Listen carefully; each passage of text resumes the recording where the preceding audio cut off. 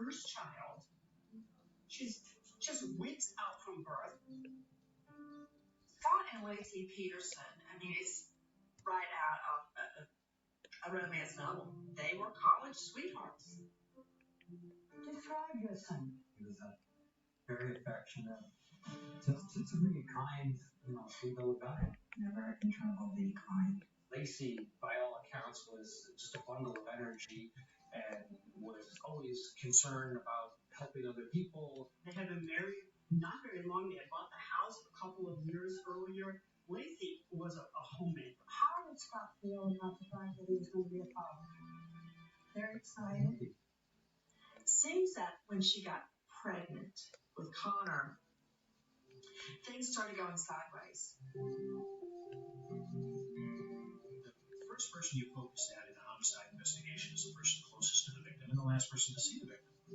Because boom, we got both of those with Scott. He claims that he woke up in the morning and he and Lacey had breakfast together.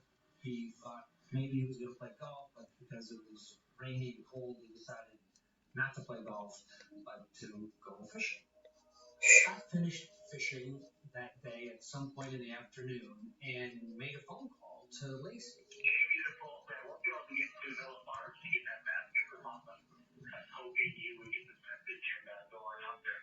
I'll see you in a bit, sweetie. Love you. And Scott's telling me when I interview him, when I get home, her car's in the driveway.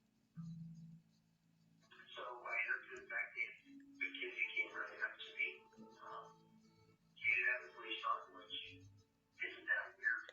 I learned Lacey was missing when Scott called that evening and asked if she was at our house.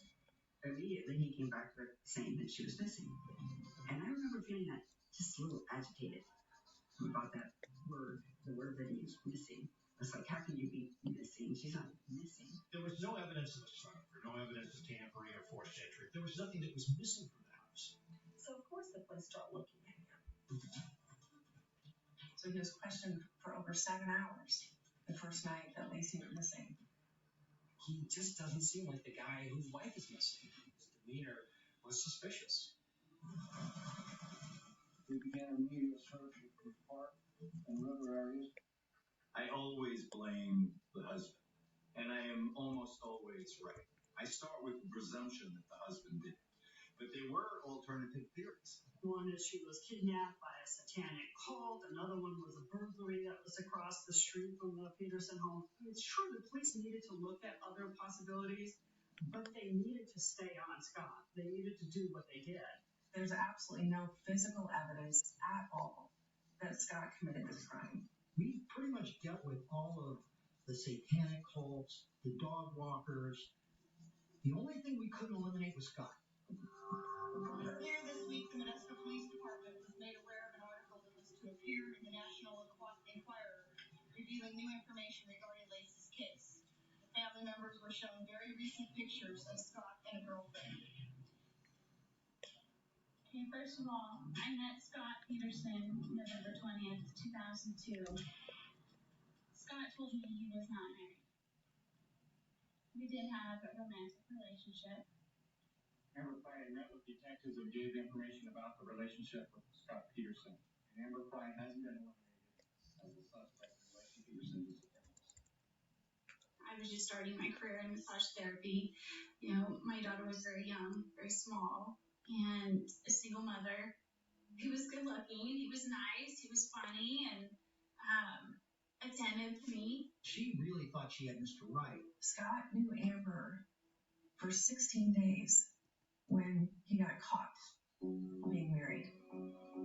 He was very emotional and said that this would be the first holidays without her, and he was crying at that point.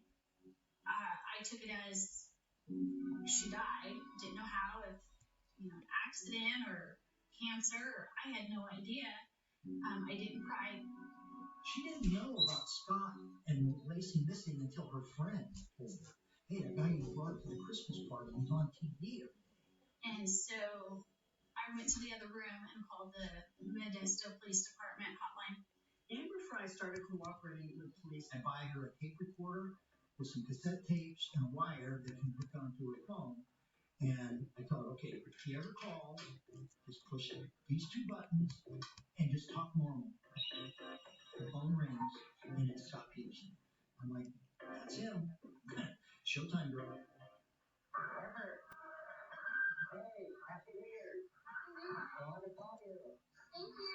What they heard on December